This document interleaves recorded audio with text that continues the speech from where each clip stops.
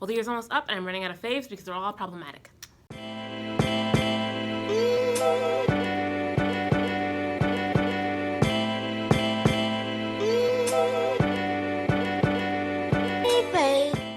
Hi beautiful humans, I'm Shemaya. It's like papaya except it's not. My makeup is weird today, but we're just gonna roll with it because we've had a busy day. I'm in a boardroom because again, my day was busy, but I really wanted to talk about the whole Sia debacle. So, if you don't know, Music, which is one of Sia's latest creative endeavors, comes out soon and the trailer got released and I saw it. Here's the thing, we hear time and time again that representation matters, that having disabled people play disabled characters in media is so important. I mean, and I'm using an analogy that I heard from another autistic YouTuber. You wouldn't have a biopic about Obama and hire a white actor to play him. Why? Because it's not his identity. Because it doesn't make sense. Why would you have an actor who's not disabled play a disabled character, let alone mimic that character? It just it's so cringy. And so first I'm gonna breeze through the things that you probably already know from hearing other reactions to this. First of all, Sia responded to the outrage of her hiring a non-disabled actor to play a disabled character. She's saying that the environment wasn't conducive to the actor performing successfully or that the actor was getting overwhelmed. And I think if that's the case, Sia, you have so much money and so many resources, change the environment. Also, let's not skip over the fact that she consulted Autism Speaks. Basically what you need to know is Autism Speaks is an autism hate group. They have all these mechanisms and tips to fix an autistic person. Not to change their environment, but to make it so that the autistic child tries to fit into their environment so that they can mask better, so that they can hide their autistic traits better. Doesn't really sit right with you, does it? Doesn't sit right with me. That's basically the problem with Autism Speaks. The way Sia went about this was really disappointing. Not only the way that she conducted the filming process, but the way that she responded to the outrage, to actual autistic people saying, hey, this makes us feel bad. This makes us feel bad. And it's so funny how people want to advocate for a certain group of people who are marginalized or discriminated against. And then when those same people say, hey, this actually hurts us, they don't want to listen. It's like, who are you doing this for? Who are you doing this for? If the actual people who you supposedly are trying to represent and uplift are saying, hey, this actually does not uplift us, this doesn't work. That was my immediate reaction to hearing this news and going back to Sia's tweets and her responses to people being upset about this. Because I feel like people want to tell autistic people how they should feel. And especially people who are marginalized in general, they want to tell us how we should feel. And they want to tell us to be grateful for being noticed at all, regardless of whether or not that's being recognized in a light that is favorable or recognized in a light that is actually helpful for us in society. It's like, they're like, why don't you just be grateful that we're acknowledging your existence? That doesn't make sense to me. Shut up, sit down, at least we're acknowledging that you're here.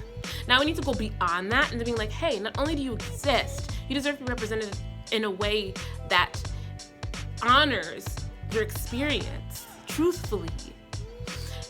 And hiring a non-autistic actor to do this is inauthentic. And here's the thing too, is Sia had several years to put this together. And so you're trying to tell me that in that amount of time you couldn't find another autistic actor after the first one couldn't do it? Or after, you said the first one couldn't do it, after you, of course, didn't create an environment that was conducive to that actor being able to fulfill the task to completion. And that's the thing, is people forget that advocacy takes effort.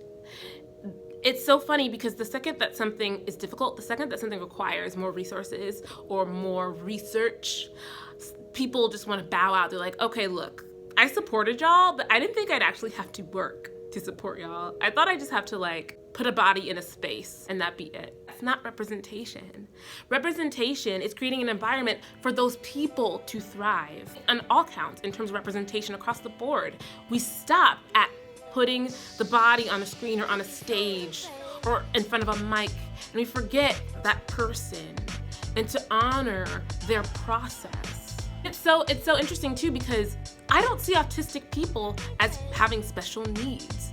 They just have needs. Everyone has needs. Everyone has a unique need. Like, apparently there are some celebrities that won't go on stage before gargling salt water. That's a need. We don't have a problem fulfilling that need. But because there's a need that is outside of your comfort zone, that's outside of your knowledge and comprehension and experience, then that's a special need.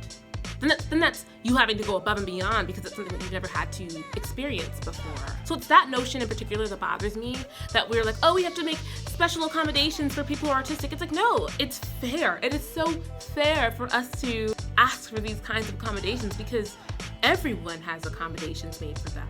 Now going into talking about the trailer. So this trailer, first of all, it's cringy. It's cringy because you have Maddie, who is portraying traits that she thinks an autistic person would have, making mannerisms and the way that she walked. It seemed like she was trying to mimic what she thought an autistic person would walk like. And yes, there are some autistic people who would walk like that and who would act like that. And there are nonverbal autistic people, of course. But imitating that as if that is across the board what it looks like, gross. And something that I feel like a lot of people aren't talking about is that Maddie Ziegler herself said that this made her uncomfortable. She was in tears at one point saying that she didn't want people to think that she was making fun of people with disabilities. And the girl's gut was right on. But you know what? You know what I wonder? I wonder about her mother. And I wonder why her mother let her take this on. Even Maddie knew that something wasn't right. I don't know how involved her mom is in her creative process, in her bookings, as her manager, etc. I don't know those semantics. It just is me disappointing to see that she let this happen. It's just disappointing. It is difficult to find representation in general of autistic people on screen, and this does not help. It feeds into a stereotype.